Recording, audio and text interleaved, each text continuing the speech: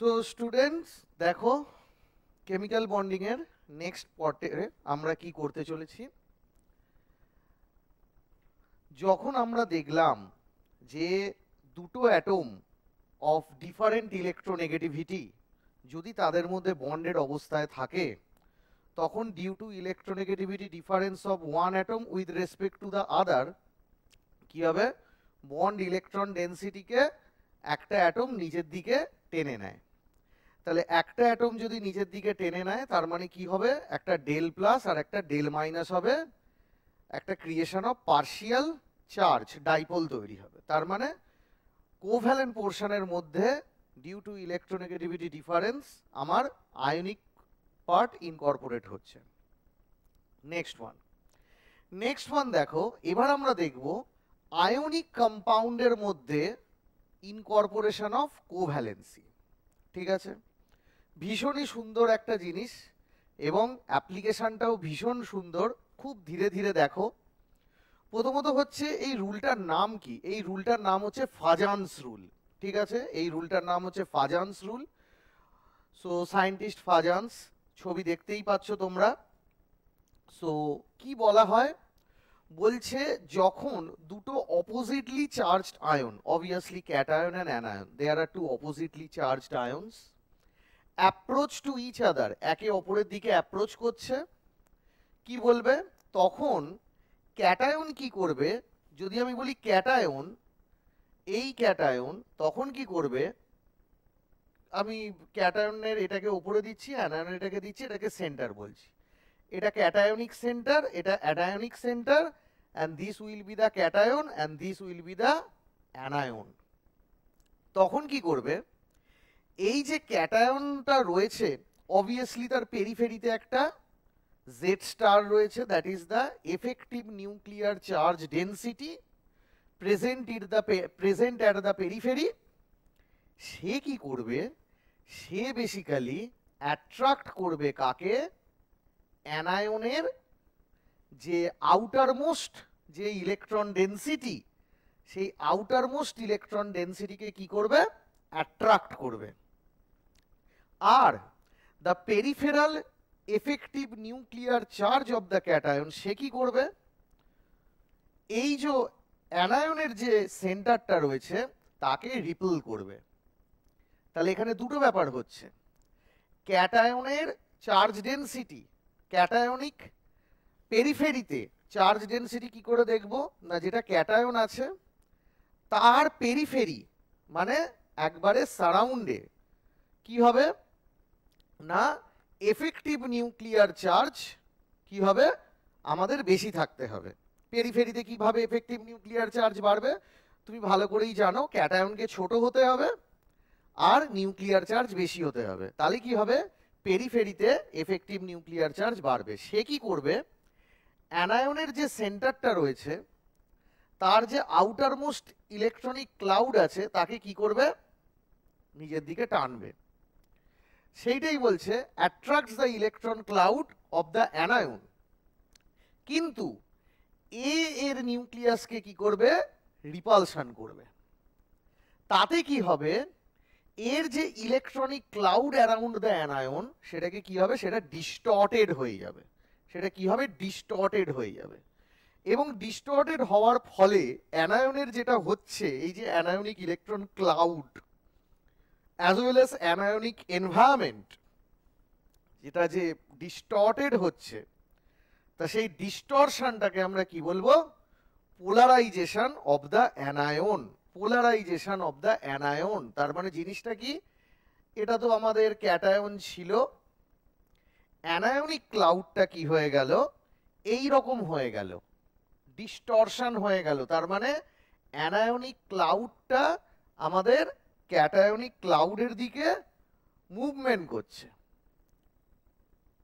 আর এটা অন্য দিকে চলে যাচ্ছে নিউক্লিয়াসটা। এবার এই যে জিনিসটা যাচ্ছে তাতে কি হচ্ছে, তাতে দেখো এইটা হচ্ছে, বুঝতেই পারছো আমাদের অ্যানায়নিক ক্লাউড যেটা বলেছিলাম, অ্যানায়নিক ক্লাউডটা ডিস্টর্টেড হচ্ছে এবং আস্তে আস্তে সেটা অ্যানায়নিক ক্লাউডটা ক্যাটায়নের ইলেকট্রনের ক্লাউডের সাথে কি হচ্ছে, আস্তে আস্তে ওভারল্যাপ করছে। দেখতেই পাচ্ছ অ্যানায়নিক ইলেকট্রন ক্লাউডটাকে effective nuclear charge of the cation টানার জন্য কি হচ্ছে, ওভারল্যাপ করছে। এবং একটা সময় কি হবে, there will be total overlap.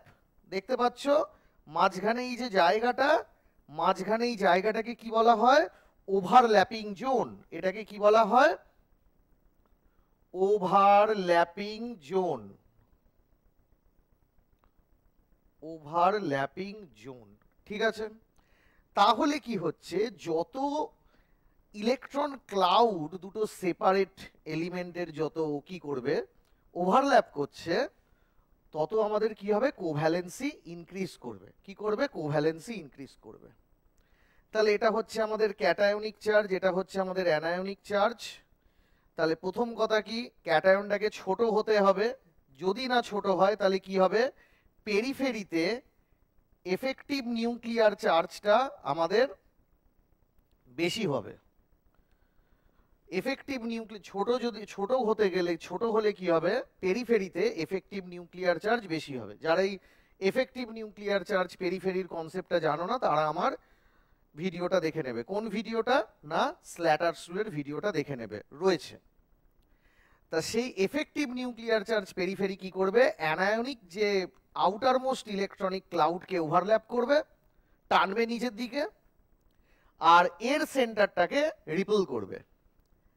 দেন কি হবে, ক্যাটায়নিক ইলেকট্রনিক ক্লাউড আর অ্যানায়নিক যে আউটার মোস্ট ইলেকট্রন ক্লাউড একে অপরের সাথে ওভারল্যাপ করবে, করে আমাদের একটা কমন ওভারল্যাপিং জোন তৈরি হবে, এবং তাতে কি হবে, আমার কোভ্যালেন্সিটা বাড়বে। তাহলে কি হলো, আয়নিকের রেসপেক্টে কে পোলারাইজ করছে, এটা ক্যাটায়ন এটা অ্যানায়ন।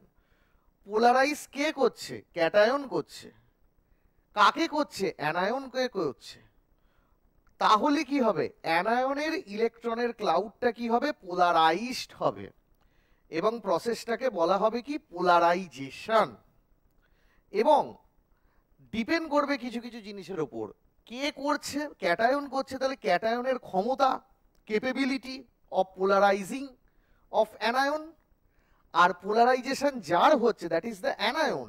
তাহলে অ্যানায়নের কি হবে, পোলারাইজেবিলিটি, মানে ইজ অফ পোলারাইজেশন। তার মানে সে কত তাড়াতাড়ি পোলারাইজ হতে চাইছে তার উপর বেসিক্যালি ডিপেন্ড করবে। সো আমি যত এদিক থেকে এদিকে যাব, তত আমাদের কি হবে, আয়নিক ক্যারেক্টারের মধ্যে কোভ্যালেন্সি ইনকর্পোরেট করবে। ক্লিয়ার? তাহলে এবার নেক্সট দেখা যাক কি বলছে। The power of the cation to polarise the anion. একটা ক্যাটায়নের পাওয়ার, কি পাওয়ার না, পোলারাইজ করার পাওয়ার, দ্যাট ইজ দ্য ক্ষমতা। কাকে, অ্যানায়নকে, সেটাকে কি বলা হয়, পোলারাইজিং পাওয়ার। আর the tendency of the anion to get polarized by the cation, মানে অ্যানায়নকে পোলারাইজ করছে, তাহলে কত তাড়াতাড়ি সে পোলারাইজ হতে পারবে অ্যানায়নটা, তাকে বলা হবে পোলারাইজেবিলিটি। সাচ পোলারাইজেশন রেজাল্টস, তাতে কি হবে, ইলেকট্রনিক ক্লাউডের একটা ট্রান্সপোর্টেশন হবে। কোথা থেকে কোন দিকে, অ্যানায়ন থেকে ক্যাটায়নের দিকে। ঠিক আছে, তাহলে আমাদের একটা ওভারল্যাপিং জোন তৈরি হবে, এবং ওভারল্যাপিং জোন তৈরি হলে কি হবে, আয়নিক ক্যারেক্টার কমবে, কোভ্যালেন্ট ক্যারেক্টার আমাদের বাড়বে। ঠিক আছে, এবার একটা জাস্ট ছোট্ট এক্সাম্পল দিচ্ছি, দেখো ভালো করে। ধরো এরকম একটা ছোট ক্যাটায়ন আছে, ক্যাটায়নটাকে আমি ধরো ফিক্স নিয়েছি, অ্যানায়নটাকে কি হলো, আমি একটু এই রকম সাইজের নিলাম, এটা সেন্টার, অবভিয়াসলি এটা অ্যানায়ন। আবার আরেকটা নিয়েছি, ক্যাটায়নটাকে ওই সেম সাইজের নিয়েছি,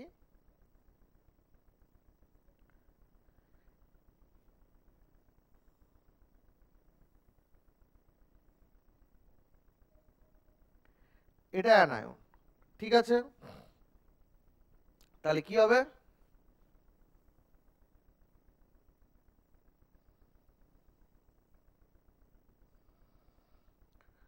এটা অ্যানায়ন। ঠিক আছে, তাহলে এবার ভালো করে দেখো, তাহলে দুটো ক্যাটায়ন যদি সেম নিই তাহলে দুটো ক্যাটায়নেরই পোলারাইজিং পাওয়ার সেম। কিন্তু এখানে দেখো নিউক্লিয়াস থেকে ভ্যালেন্স শেলের ডিস্টেন্স কম্পেয়ার টু দিস কম। তাহলে কি হবে, ভ্যালেন্স ইলেকট্রনকে এখানে নিউক্লিয়াস যত জোরে টেনে রাখবে, এখানে ভ্যালেন্স ইলেকট্রন ক্লাউডকে নিউক্লিয়াস অত জোরে টানতে পারছে না। তাহলে এর valence electron cloud is compact, but এর ভ্যালেন্স ইলেকট্রন ক্লাউড অতটা কম্প্যাক্ট নয়। তাহলে যদি কম্প্যাক্ট না হয় তাহলে সেটাকে আমি কি বলবো, ল্যাবাইল ইন নেচার। তাহলে কি হবে, polarising power same, but the is of polarisation, মানে অ্যানায়নের পোলারাইজ হওয়ার যে টেন্ডেন্সি এখানে যতটা, এখানে তার থেকে অনেকটা বেশি। কেন? কারণ ভ্যালেন্স ইলেকট্রন ক্লাউডকে নিউক্লিয়াস নিজের দিকে টেনে রাখছে। তাহলে এই ভ্যালেন্স ইলেকট্রন ক্লাউডকে এই নিউক্লিয়ারের যে অ্যাট্রাকশন তার এগেনস্টে গিয়ে ভ্যালেন্স ইলেকট্রন ক্লাউডকে টানতে, এক্সট্র্যাক্ট করতে যে পরিমাণ এনার্জি লাগবে, which is quite much larger compared to this one, where the distance of the valence electron cloud from the nucleus, it will be very large.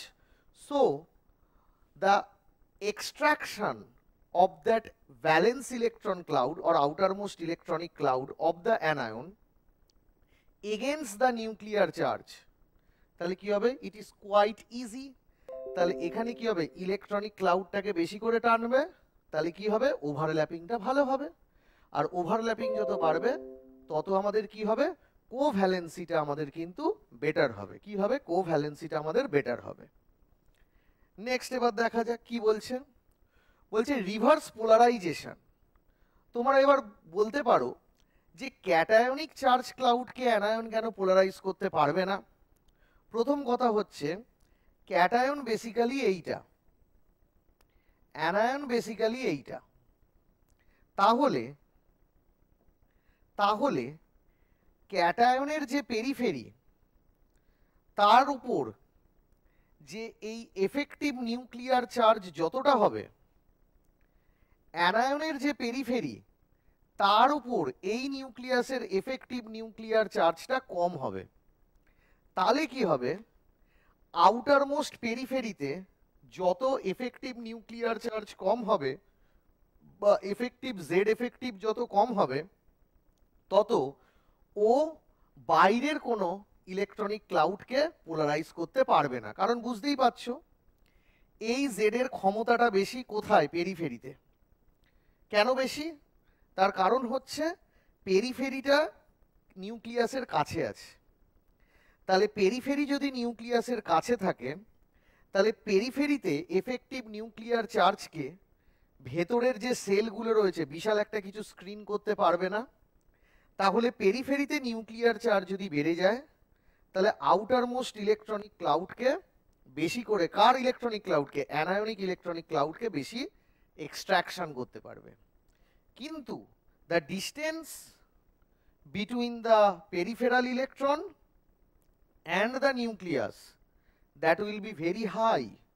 তাহলে কি হবে, পেরিফেরালে এফেক্টিভ নিউক্লিয়ার চার্জ কম হবে, আর পেরিফেরালে যদি এফেক্টিভ নিউক্লিয়ার চার্জ কম হয় সে কিন্তু ক্যাটায়নের outer most electronic ক্লাউডকে attraction বা extraction করতে পারবে না। কারণ এই মানে এখানে যে জেড এফেক্টিভ সে এতটাই কম, ক্যাটায়ন সেটাকে এক্সট্রাক্ট করবে, বাট অ্যানায়নের ক্ষেত্রে effective nuclear charge towards the periphery এতটাই কম, সে কিন্তু ক্যাটায়নের অ্যাট্রাকশনের এগেনস্টে ক্যাটায়নের পেরিফেরিতে যে ইলেকট্রনিক ক্লাউড রয়েছে তাকে অ্যাট্রাকশন করতে পারবে না। ক্লিয়ার? তাহলে নিউক্লিয়ারের peripheral effective nuclear charge of the anion এটা এতটাই লো যে সে ক্যাটায়নের যে নিউক্লিয়াস ভ্যালেন্স তার নিজের ভ্যালেন্স ইলেকট্রনের উপর যে অ্যাট্রাকশনটা তাকে ওভারকাম করে অ্যানায়নের যে এফেক্টিভ নিউক্লিয়ার চার্জ সে সেটাকে এক্সট্রাক্ট করতে পারবে না। তাহলে ব্যাপারটা কি, ক্যাটায়নিক চার্জ ক্লাউডকে কিন্তু পোলারাইজ করা যাবে না, কারণ তারা মোর কম্প্যাক্ট চার্জ ক্লাউড, ছোট, নিউক্লিয়ার চার্জ ভ্যালেন্স ইলেকট্রনের ওপর বেশি টেনে রাখছে। আর এ এতটা মোটা বা বড় ভ্যালেন্স ইলেকট্রন ক্লাউডের ওপর এর নিজস্ব অত দক্ষতা নেই বা এক্সট্রাকশন করার ক্ষমতা নেই, তাহলে নিজের ভ্যালেন্স ইলেকট্রন ক্লাউডকে টানতে পারছে না, লোকের ভ্যালেন্স ইলেকট্রন ক্লাউডকে টানবে? মানে এটা হাস্যকর ব্যাপার না? এ কি হয়েছে, এ ছোট, নিজের ভ্যালেন্স ইলেকট্রন সেলকে বেশি করে পুল করছে, এবং পুল করার পরেও পেরিফেরিতে এফেক্টিভ নিউক্লিয়ার চার্জ কিন্তু বেশি, তবেই সে অন্যের পেরিফেরাল ইলেকট্রনিক ক্লাউডকে পোলারাইজ করছে, নিজের দিকে এক্সট্রাক্ট করছে। কিন্তু এ নিজে এত বড়, পেরিফেরাল বা ভ্যালেন্স সেলে এফেক্টিভ নিউক্লিয়ার চার্জ এতটাই কম, সাইজ বড়োর জন্য ডিস্টেন্স বেড়ে যাচ্ছে, তাহলে এই পেরিফেরালের মধ্যে অনেক কি রয়েছে, ভেতরে অনেক শেল রয়েছে, তা তাকে নিজে টানতে পারছে না, মানে ভ্যালেন্স ইলেকট্রনকে নিজে ভালো করে টানতে পারছে না, লোকের ভ্যালেন্স সেলকে কি করে টানবে? সুতরাং ক্যাটায়নের কোনো পোলারাইজেশন হয় না, এখানে আমরা ধরবো না। আমরা কি দেখব? ক্যাটায়নের পোলারাইজিং পাওয়ার দেখব, আর কার পোলারাইজেবিলিটিটা দেখব? অ্যানায়নের পোলারাইজেবিলিটিটা দেখব। ক্লিয়ার? চলো এবার একটা ক্যাটায়নের পোলারাইজিং পাওয়ার কার উপর ডিপেন্ড করে? ডিপেন্ড করে কোন টার্মের উপর? আয়নিক পোটেনশিয়াল, যাকে বলে ফাই। তাহলে এই ফাইটা কি? ফাইটা হচ্ছে আমাদের ক্যাটায়নিক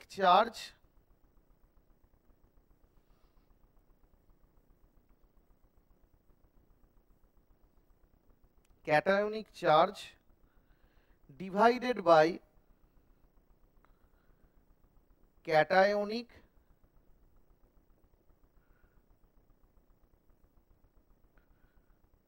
রেডিয়াস। তাহলে কি হবে? ফাই হচ্ছে আমাদের cationic charge by cationic radius. তাহলে দেখো, আমি যদি ক্যাটায়নিক রেডিয়াসটাকে ফিক্সড করে আমি যদি তার চার্জ বাড়াই, তাহলে তার পোলারাইজিং পাওয়ারটা বাড়বে, মানে অ্যানায়নকে পোলারাইজ করার ক্ষমতা বাড়বে। নেক্সট, আমি যদি ক্যাটায়নিক চার্জটাকে ফিক্সড করে আমি যদি ক্যাটায়নিক রেডিয়াসটাকে বাড়াই, ডিনোমিনেটরে আছে, তাহলে ফাইটা কি হবে? কমবে, তাহলে অ্যানায়নকে পোলারাইজ করার ক্ষমতা আমাদের কমে যাবে। তাহলে নেক্সট এবার এর উপর বেস করে কিছু কিছু জিনিস দেখি। তাহলে ফাই কি বললাম? ফাই হচ্ছে আমাদের cationic charge by cationic radius. Cationic charge by cationic radius.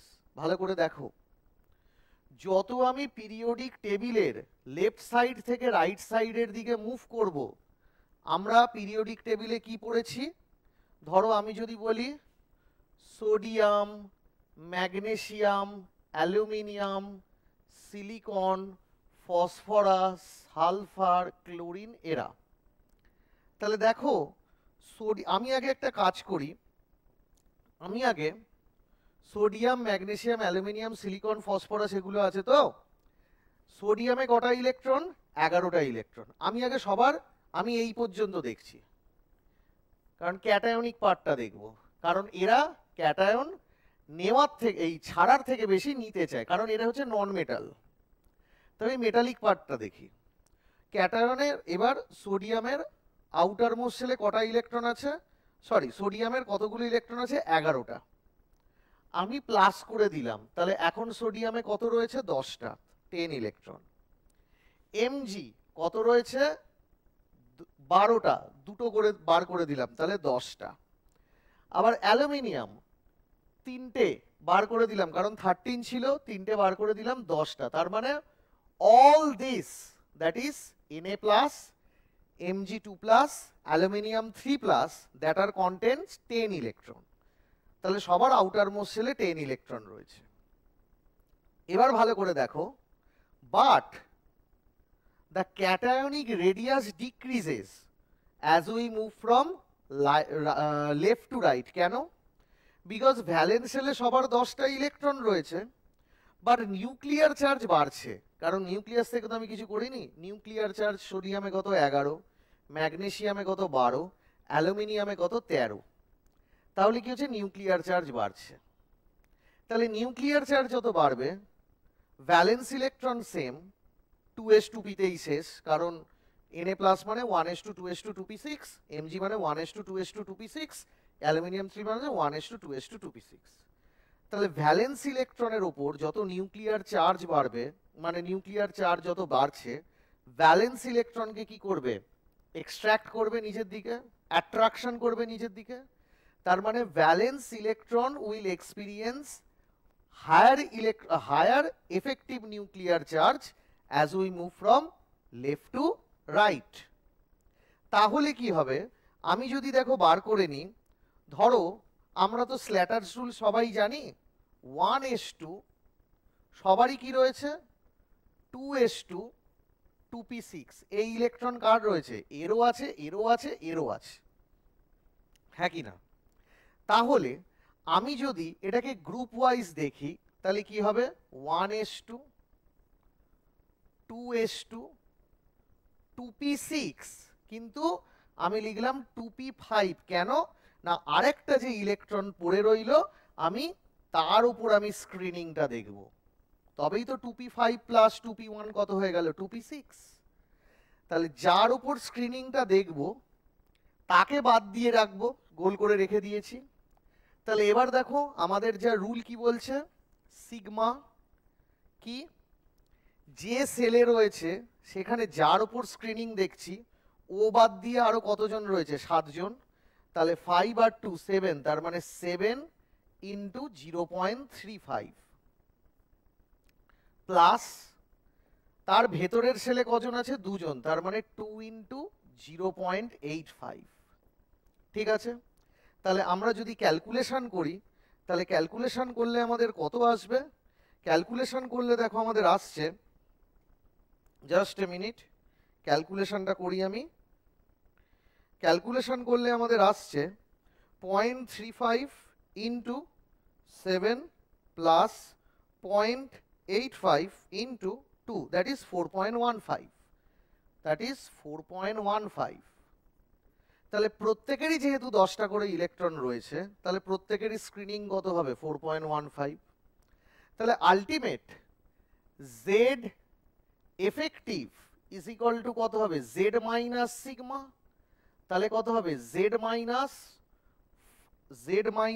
4.15, Z minus 4.15, তাই তো?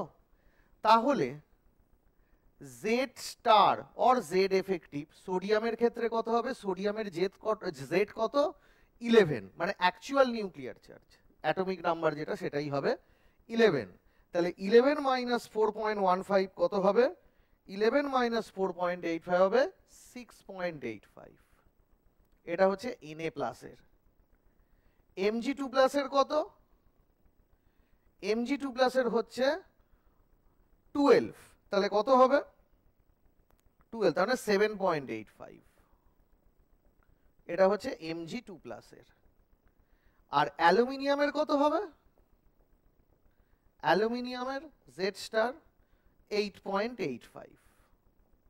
ঠিক আছে, তাহলে বুঝতে পারলে যে effective nuclear charge over the valence electron কি হচ্ছে, যত আমি এদিক থেকে এদিকে যাব বাড়ছে।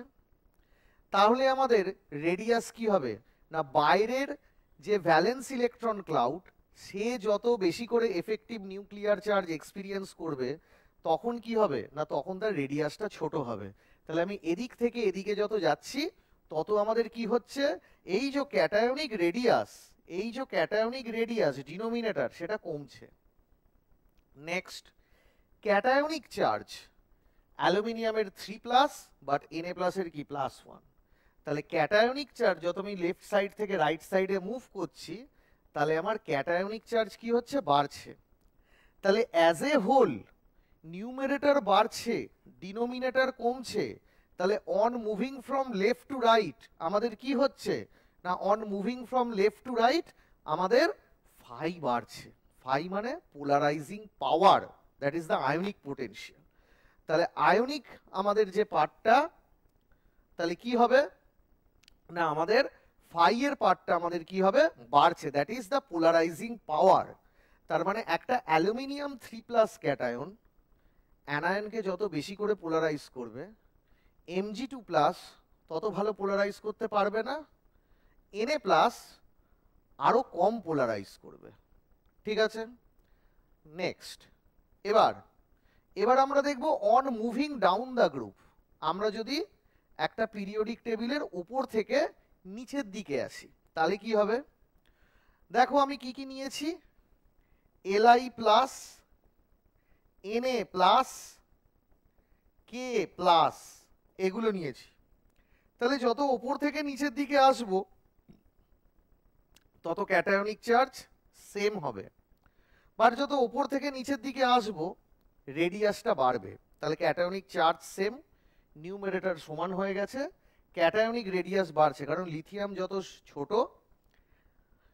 সোডিয়াম একটু বেশি আর পটাশিয়াম আরো বেশি। তাহলে কি হবে, ডিনোমিনেটর আমাদের কি হয়ে যাচ্ছে, ডিনোমিনেটর আমাদের বাড়ছে, নিউমেরেটর সেম, তাহলে যত ডিনোমিনেটর বাড়বে ফাই কি হবে কমবে, তাহলে পোলারাইজিং পাওয়ার কি হবে কমে যাবে। তাহলে পোলারাইজিং পাওয়ার দেখো কমে যাচ্ছে। তাহলে দেখো Li+ তার যা পোলারাইজিং পাওয়ার, Na+ তার থেকে কম, K+ তার থেকে কম।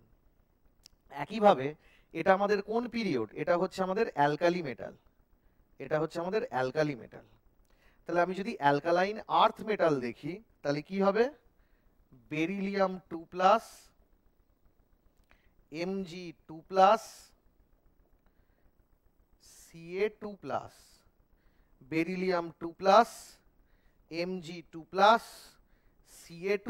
তাহলে যত উপর থেকে নিচের দিকে যাব, যত উপর থেকে নিচের দিকে যাব তত আমাদের কি হবে, প্লাস যে চার্জটা 2 2 2 সেম, বাট উপর থেকে নিচের দিকে গেলে আমাদের কি হবে রেডিয়াস বাড়বে, যত রেডিয়াস বাড়বে তত আমাদের ডিনোমিনেটর বাড়বে, যত ডিনোমিনেটর বাড়বে ফাই কমবে, তাহলে পোলারাইজিং পাওয়ার কমবে। তাহলে আমি কি দেখলাম, যত আমি পিরিয়ডিক টেবিলের লেফট সাইড থেকে রাইট সাইডে যাই এবং same number of valence electron রাখি বাই রিলিজ অফ ইলেকট্রন, সোডিয়ামে 10টাই রাখতে চাইছি তাহলে একটা ইলেকট্রনকে বার করব, ম্যাগনেসিয়ামেও 10টাই রাখতে চাইছি তাহলে একটা কম্প্যারিজনটা ভালো হবে।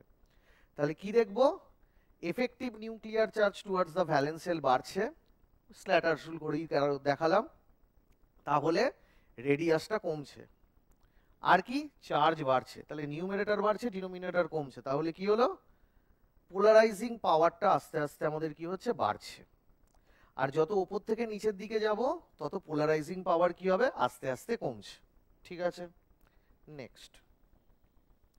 নেক্সট হচ্ছে দেখো বলছে অক্সিডেশন স্টেট, একটা মেটালের অক্সিডেশন স্টেটের উপর কিন্তু ডিপেন্ড করবে। আমি কি বলছি দেখো, এটা একটু এদিক ওদিক হয়ে গেছে, বেসিক্যালি এটা এখান থেকে কেটে আমি এখানে করি, is less than phi Fe3+।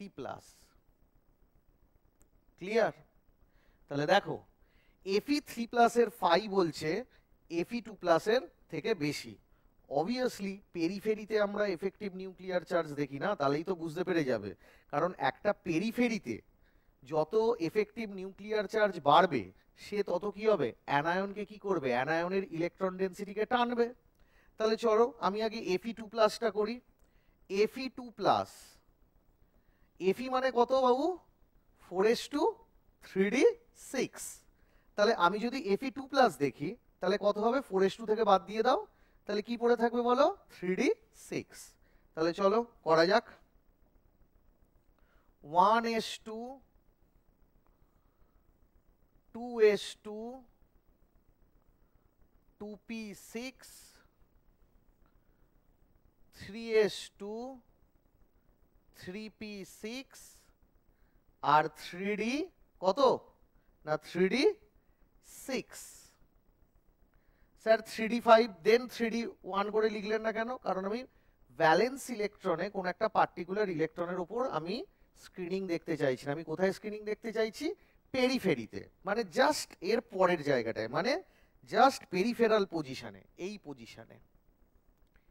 পজিশনে আমি জেড স্টারটা দেখতে চাইছি, কারণ এই পজিশনে লাস্টের এই পেরিফেরাল পজিশনে যত এফেক্টিভ নিউক্লিয়ার চার্জ বাড়বে সে তত কি করবে, অ্যানায়নকে টানবে, অ্যানায়নকে টানবে রাদার অ্যানায়নের বাইরের সেলের ইলেকট্রনিক ক্লাউডকে টানবে। তাহলে দেখো কি করা যায়। দেখো পেরিফেরালে কি হচ্ছে জিনিসটা, পেরিফেরালটা কার সাথে লেগে রয়েছে, থ্রিডির সাথে লেগে রয়েছে। তাহলে থ্রিডিতে যদি ইলেকট্রন থাকে তাহলে আমরা কত করে ধরবো না, কতজন রয়েছে, 6 জন আছে। তাহলে সিগমাটা দেখো কি করছি, 6 ইন্টু 0.35। দেন এবার ইলেকট্রন যদি ডিতে থাকে তাহলে আমার রুলটা কি না, ওই সেলটা বাদ দিয়ে ভেতরে যতজন আছে প্রত্যেকে কত করে নেবে, 1 করে নেবে। তাহলে কতগুলো রয়েছে, যা যা রয়েছে, কোথায় রয়েছে দেখার দরকার নেই, ভেতরে যতগুলো রয়েছে সব 1 করে কন্ট্রিবিউশন করবে। তাহলে কত, 2 2 4 6 10, 2 12 আর 6 18, তার মানে 18 ইন্টু 1 ইজ ইকুয়াল টু কত, 0.35 ইন্টু 6। তাহলে একটু দেখে নেওয়া যাক, 0.35 ইন্টু 6 প্লাস 18, তাহলে হচ্ছে কত, 20.1। 20.1 যদি হয় তাহলে জেড স্টার কত হবে, আয়রনের 26 মাইনাস 20.1 ইজ ইকুয়াল টু কত, 5.9। ক্লিয়ার। নেক্সট এবার আমি যদি বলি Fe3+, তাহলে Fe3+ এর ক্ষেত্রে কি হবে, 1s2 2s2 2p6 দেন 3s2 3p6 আর 3টে বেরিয়েছে, কারণ এখানে লিখে দিই তোমাদের বুঝতে সুবিধা হবে। আয়রন মানে কত, 3d6 4s2, আর ভেতরে তো আমরা জানি কি রয়েছে, আর্গন 18। তাহলে যদি আমি 3টে ইলেকট্রনকে বার করি তাহলে কটা হবে, 4s থেকে 2টো বেরোবে, 3dতে 5টা পড়ে থাকবে, তাহলে 3d5। তাহলে আমি যদি পেরিফেরাল পার্টটাকে দেখতে চাই তাহলে দেখো পেরিফেরাল পার্ট দেখছি, পেরিফেরালটা কার সাথে লেগে রয়েছে, ডি এর সাথে, ডি এর গায়ে লেগে রয়েছে, ডি এর গায়ে লেগে রয়েছে। তাহলে পেরিফেরালেতে আমাদের সিগমাটা কত হবে, দেখো এর মতো সবই একই রয়েছে, শুধু এটা 6 এর জায়গায় 5 হবে, কারণ এখানে 5টা ইলেকট্রন আছে। তার মানে 5 ইন্টু 0.35, 5 ইন্টু 0.35 প্লাস দেন কি হবে, কতগুলো ইলেকট্রন, 18 ইলেকট্রন, 18, তাহলে কত হবে, 18 ইন্টু 1। তাহলে ইজিলি সিগমা আগেরটা ছিল তার থেকে কত করব, 0.35 মাইনাস করব, তাহলে কত হবে, 19.75। তাহলে Z star is equal to কত হবে না, 26 মাইনাস 19.75 ইজ ইকুয়াল টু 6.25। তাহলে দেখো ভালো করে, টুয়ার্ডস পেরিফেরাল পার্ট মানে একবারে পরিধি, পেরিফেরাল পেরিমিটার, আমাদের Fe3+ এর ইলেকট্রনিক ক্লাউড, ধরো এটা যদি Fe3+ হয় আর এটা যদি আমাদের Fe2+ হয়, তাহলে এই পেরিফেরাল পোরশনে এফেক্টিভ নিউক্লিয়ার চার্জ কত, এখানে 5.9, আর এখানে পেরিফেরালে এফেক্টিভ নিউক্লিয়ার চার্জ কত, 6.25। ওকে, তাহলে তাহলে আমাদের এই যে পুরো অ্যানায়নিক ক্লাউড আছে তাকে কে বেশি করে টানবে, তাকে এ বেশি টানবে না, কে বেশি টানবে, এ বেশি টানবে। কে বেশি টানবে, এ বেশি টানবে। কেন টানবে, কারণ ওর পেরিফেরালে এফেক্টিভ নিউক্লিয়ার চার্জ বেশি, তাহলে ইলেকট্রনিক ক্লাউডকে কি করবে, বেশি টানবে। তাহলে পোলারাইজিং পাওয়ার কার বেশি, Fe3+ এর বেশি, কার কম, Fe2+ এর কম। ঠিক আছে, এই জিনিস। নেক্সট হচ্ছে কি, এবার আমরা ফাজানসুলে এক একটার উপর পড়বো, কোথায় কি জিনিসটা এফেক্ট করছে সেটা আমরা আলোচনা করব। ওকে, তাহলে সেটা আমরা নেক্সট স্লাইডে আলোচনা করছি।